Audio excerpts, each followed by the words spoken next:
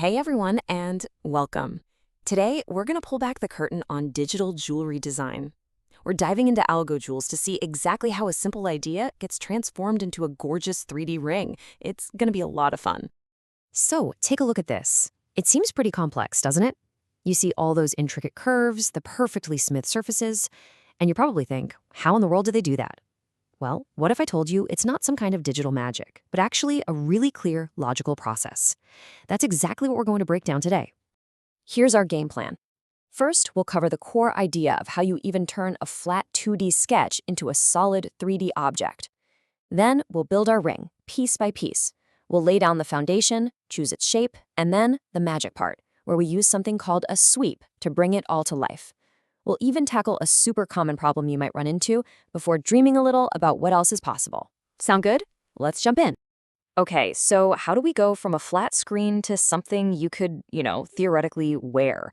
Well, the big secret behind almost every incredible 3D ring is that it all begins as two super simple 2D components. Just think of it like a blueprint and a single building block.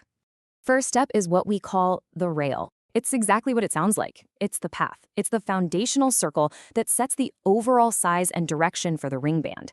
You can think of it as the track that our ring is going to follow. And our second piece of the puzzle is the profile. Now, the profile is the cross-section. It answers the question, what's the actual shape of the band? Is it flat? Is it rounded? Is it some kind of fancy custom shape? The profile is what gives the ring its unique character and feel. And this is where it all clicks. The best way to picture this is with a simple analogy. The rail, that's our train track. It defines the journey from start to finish. And the profile? Well, that's the train itself. The magic happens when that train, our profile shape, travels all the way around the track, creating the solid ring band as it goes. All right, enough theory. Let's get practical. Step one is all about laying down that track. We need to create that foundational path for our ring, and inside AlgoJewels, there's a perfect tool designed to do just that. And this is it right here. This is the ring sizer component. Now, it might look pretty basic, but this is the absolute starting point for almost any ring you're going to make. Its one and only job is to generate a mathematically perfect circle that will become our rail. And using it is incredibly simple. You start right at the center of your digital workspace, the origin point. You bring in the ring sizer component, you tell it a finger size, and poof, it spits out what's called the ring circle. And that's it. Your rail is done, ready to go. So, we've got our track. Now what do we need? We need our train, right? It's time to decide on the profile, that cross-section shape of the ring band. This is where your design really starts to get its personality.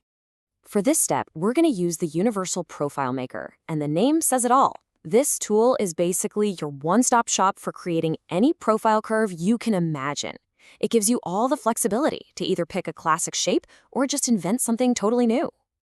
Inside this tool, you've got options. You can instantly grab a standard jeweler's profile, like a classic half-round for comfort, or maybe an elegant ovoid shape. Or, if you're feeling a little more adventurous, you can literally draw your own custom curve. This is a huge decision because this shape is what's going to define the entire look of your final ring. All right, this is it. We have our track, the rail, and we have our train, the profile. Now it's time for the moment where it all comes together. This is where our two separate 2D elements fuse into a single 3D object in a process we call a sweep. And it all happens in just a couple of quick moves. First, we use a really handy tool called the Profile Placer. Its job is to get our profile curve perfectly positioned right on the rail. Then, we take both our rail and our profile and we plug them into the Master Sweep 1 component. That component is the engine that does all the heavy lifting, sliding that profile shape along the entire rail and generating the final 3D surface. And here it is, that big aha moment. It's so cool to see. On the left, you see the two simple 2D inputs, our rail and our profile. And on the right, you see what the Sweep 1 command does with them. Instantly, it generates a perfectly formed 3D ring.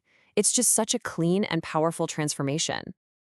This is what makes this visual way of working so powerful.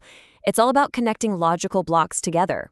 As the minds behind this whole workflow say, it's like programming, no typing required. You're literally building the logic with your eyes, not with lines of code. Now, let's be real for a second. In any kind of design, things don't always come out perfectly on the very first try. So let's talk about a common little snag you might hit, and more importantly, how to fix it. So you run the sweep, you're all excited to see your awesome new ring, and it comes out looking like this, all twisted up and warped. It's a super common problem for beginners, but thankfully, the reason it happens and the solution, they're both really simple. The culprit here is almost always something called the seam. See, every curve has a starting point and an ending point, and that's its seam. If the starting point of your rail and the starting point of your profile aren't lined up, the software kind of gets confused and creates that twist as it tries to connect everything properly. And the fix is exactly what you'd think.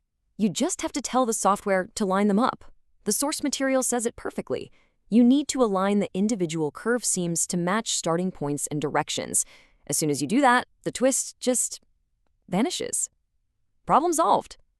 So once you've really mastered this fundamental process, rail, profile, and sweep, a whole new universe of creative options just opens right up. You can use that same basic logic to build some unbelievably complex and beautiful designs. For instance, by using a more complicated rail or even sweeping multiple profiles at once, you can create designs like these amazing intertwined ropes. It's the same core idea, just taken up a notch. This is actually where specialized tools like Sweep One Road-like become super useful, because they help keep the profile perfectly stable even on crazy complex paths, giving you these flawless results. And you can also use that simple ring rail for totally different things. Here, it's being used as a guide to arrange a whole series of shapes, creating a completely different kind of ring. The possibilities are just endless once you understand these building blocks.